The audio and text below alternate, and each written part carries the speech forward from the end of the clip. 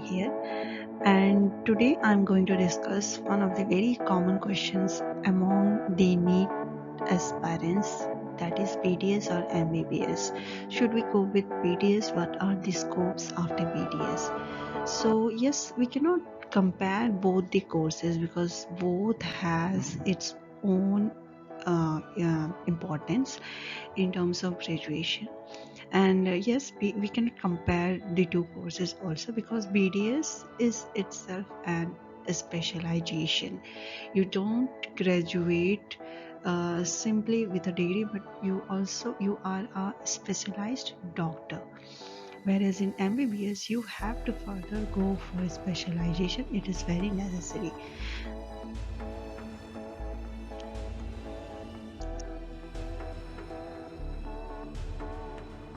After BDS, the common question is what after BDS? BDS के बाद क्या options है? So the most important and the first priority based sequence has been set in this slide. Like you can see the NEET MDS being the most preferred one, and then dental clinic setup. Then is the government job. Okay, the government job is also most preferred, but I'll tell you why it's on the third sequence, and then the other options are always there. So talking about the exams or government jobs, so the most common exam which the BDS graduates prepare is NEET MDS. Yes, NEET MDS is conducted every year, so students go for this, and also it gives you 3 years of course for expert specialization. Yes, I will call it expert specialization because being a BDS graduate, you are yourself a specialized doctor.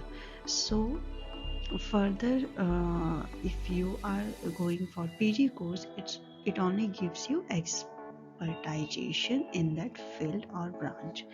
So the next exam is INICT or AIMS, which is conducted every 6 months, but it is one of the toughest exam to crack because there are a very limited number of seats available.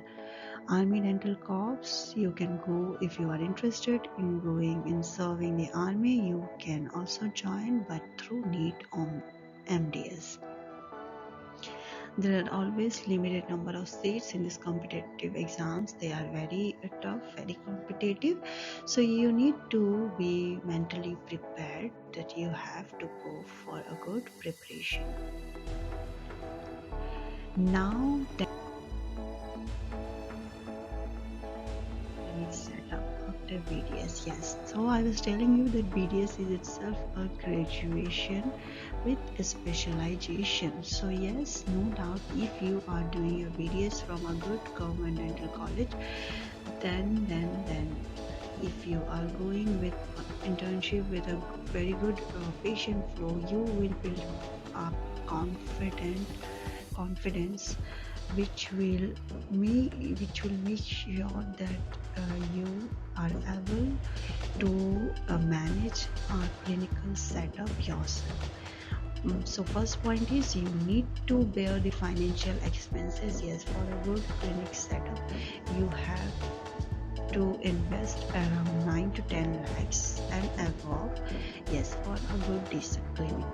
And yes, you make sure that if you are doing BDS, then you do it from government dental college, because only then you will be competent for patient management. Indeed, there are some good private colleges also, but yes, preferred is always the government dental colleges. So what about government job? Yes, I was saying you that I have kept it in the third option because there are no fixed time for the vacancies to come for government job. Yes, so you cannot completely rely because you don't know the gap between the vacancies. like suppose if in this year the vacancies for government job for a state or union has come, then you don't know after what is the gap, because the vacancies are very very less. So you cannot just wait for this exam. But yes, if you get a chance, or if you're lucky enough that the vacancies are coming after your graduation, then yes, these are the very good options for you if you want to go for a secure job. Now, other options are always there, like MPH. Yes, MPH is one of the very good option, and many BTS graduates are doing very good with a very good salary. Teaching is another option which you can obviously opt for. Dental sales, marketing, medical writing. These are some of the other options. So I'm always here to help you clear all your doubts. If you have any question in the comment section, do let me know.